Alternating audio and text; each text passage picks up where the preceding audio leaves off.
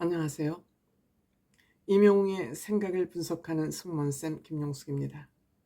제가 임영웅 씨의 생각을 분석한다고 말씀드리는 것은, 상징적으로 이 단어를, 제가 이 문장을 사용하는 것은, 임영웅 씨는 그 어떠한 생각의 세계를 가지고 있기에 임영웅 씨, 오늘날에 이렇게 임영웅 씨가 존재할까? 어떻게 해서 많은 사람들이 이렇게 칭송을 받을까? 이런 생각을 늘 하면서 제 머릿속에 정리 안 되는 부분이 있었어요. 뭐 때문에 임영웅 씨가 이렇게 오늘날 임영웅 씨로 발전할 수 있을까? 저 자리를 지키고 있을까? 좀 아무리 들여다봐도 분석 안 되는 부분이 있었는데, 제가 김진명 작가, 무궁화 꽃이 피었습니다라는 역사 소설 작가 김진명 씨의 유튜브 영상을 보면서 이거구나 하고 깨달은 바가 있습니다. 김진명이라는 사람이 어떻게 이렇게 베스트셀러 작가이며, 또 임영웅 씨는 어떻게 해서 이 대한민국 최고의 아티스트가 되어 있나? 이것을 김진명 씨의 강의를 들으면서 어느 정도 어슴푸레하게 알게 됐습니다. 참고로 말씀드리면, 김진명 씨의 그 부산 홍법사라는 절에 가서 한 그 강연 내용이 있습니다. 제법 영상이 깁니다만 좀 지루함을 참고 이 김진명 씨의 부산 홍법사 TV 강의를 보면 임영웅 씨를 이해하는데 많은 도움이 될 것 같습니다. 이 김진명 씨가 주장하는 강의의 내용은 내면의 힘과 외면의 힘에 대한 얘기를 하고 있습니다. 그 강연 내용의 핵심은 내면의 힘과 외면의 힘이 무엇이 다르고 어떤 것이 중요한지를 잘 설명하고 있습니다. 그래서 임영웅 씨는 이런 사람이구나, 이래서 오늘날 임영웅 씨가 있는 것이구나 하고 제가 어느 정도 해답을 찾은 것 같습니다. 그렇다면 김진명 씨는 누구인가? 저는 책 읽는 걸 싫어하기 때문에 김진명 씨의 책을 단 한쪽도, 우리 집에 김진명 씨 책이 단 한 권도 없습니다. 그렇지만 김진명 씨가 처음 낸 소설 무궁화 꽃이 피었습니다는 핵 개발 관련 역사 소설인데 무려 600만 부가 팔렸다고 합니다. 600만 부가 팔렸다고 합니다.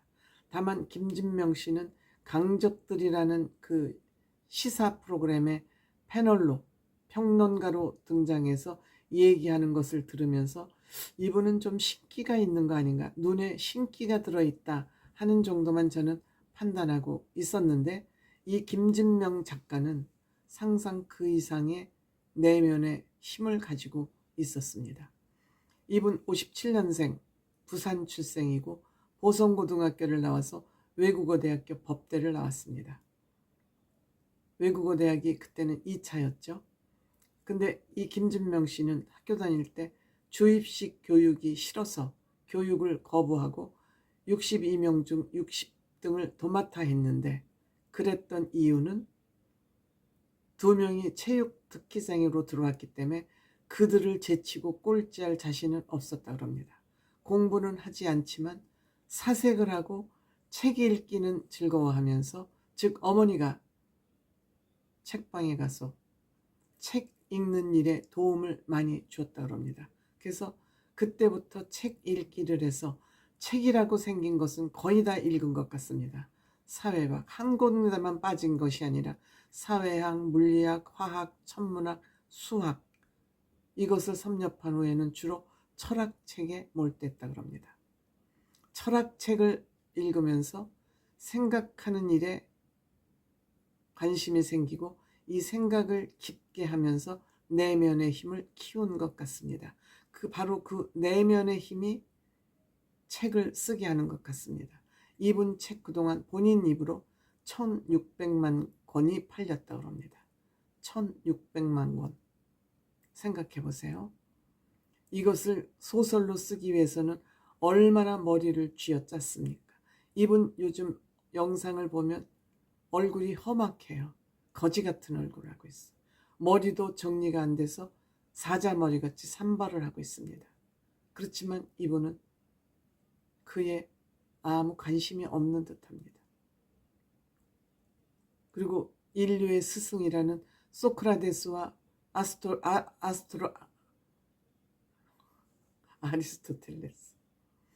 아리스토텔레스를 인류의 스승이라고 이 사람은 믿고 있었습니다. 지금 이 김진명 씨는 대한민국 나라의 운명을 엄청 고민하고 걱정하고 있는 사람입니다.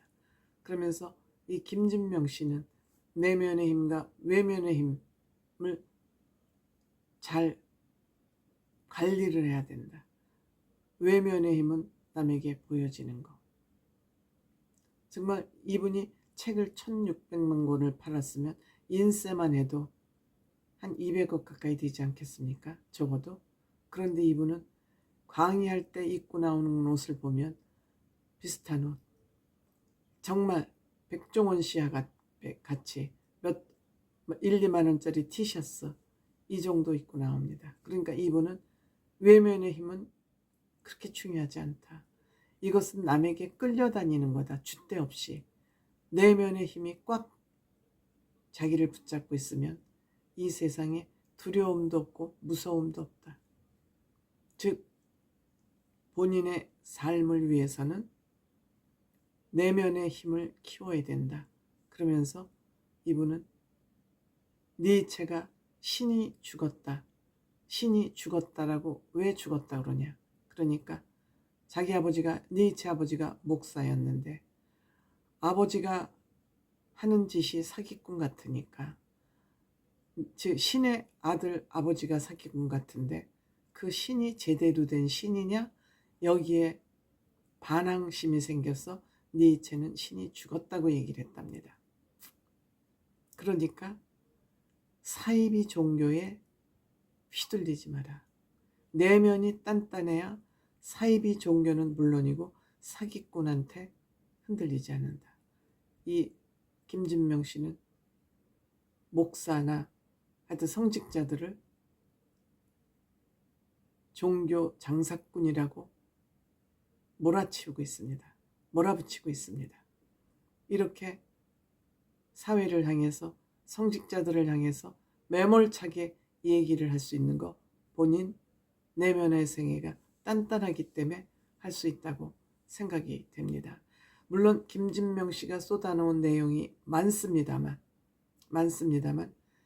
이 김진명 씨의 얘기를 임영웅 씨에게 도입해서 보면 임영웅 씨는 본인 내면의 세계가 단단하기 때문에 어느 방송사에서 출연 섭외를 해도 꼼짝도 하지 않습니다.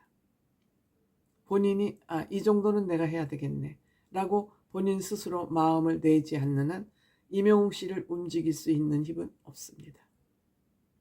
임영웅 씨는 돈으로도 움직일 수 없는 사람입니다.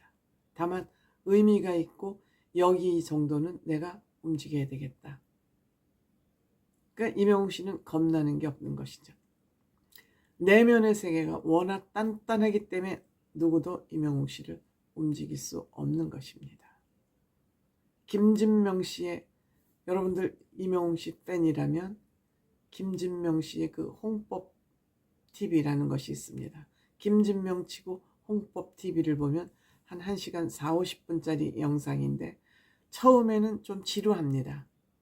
처음에는 지루한데 이분이 그 중에서 가장 자기 에피소드를 통해서 중요하게 생각했던 거. 이분은 충북 제천에 사는데 제천에서 대중목욕탕을 갔다 어떤 한 사람하고 나눈 대화를 가지고 그 내면의 힘을 얘기하고 있습니다. 자기는 옷을 다 벗고 있는데 어떤 분이 여보세요 그러더니 뭐 좀 묻겠다 그러더니 이 안에 이 동네에 좀 고급 빵집이 없냐고 물었답니다. 그러니까 파리바게트가 여기 어디 있는데 거기가 있다고 가르쳐주면서 그 지역 사람 같지 않기에 빵보다는 여기 가면 국밥집이 맛있는 곳이 있는데 거기 가는 게 어떠냐고 조언을 했답니다. 그러니까 내가 먹는 것이 아니고 자기가 여기 내려와서 제천에 내려와서 자원봉사를 하고 지금 올라가려고 서울로 올라가는 길인데 할머니들에게 드릴 고급 빵을 좀 사고 싶어서 빵집을 물어봤던 겁니다. 그러니까 김진명 씨가 이분이 좋은 일을 한다 그러니까 본인 주머니에 있는 한 3, 40만 원 정도를 꺼내서 나도 당신 하는 일에 동참하고 싶다 그러면서 돈을 꺼내 주니까 그 돈 중에서 3만 원을 세서 가져가면서 이 정도면 선생님이 동참하는 그런 뜻이 있으니까 3만 원만 가져가겠다고 3만 원만 받아갔다고 합니다. 그러면서 김진명 씨는 이 사람의 아름다움을 본 것이죠. 정직함을 본 것이죠. 성실함을 본 것이죠. 그러면서 본인 일생에서 이렇게 아름다운 사람을 본 적이 없다. 임영웅 씨 그동안 지금까지 하고 있는 그 태도, 삶의 태도와 너무 닮아 있지 않습니까? 그러면서 제가 임영웅 씨의 내면의 힘이 이렇게 아름다운 외면의 힘으로 나타나는구나. 저는 그걸 알게 됐습니다.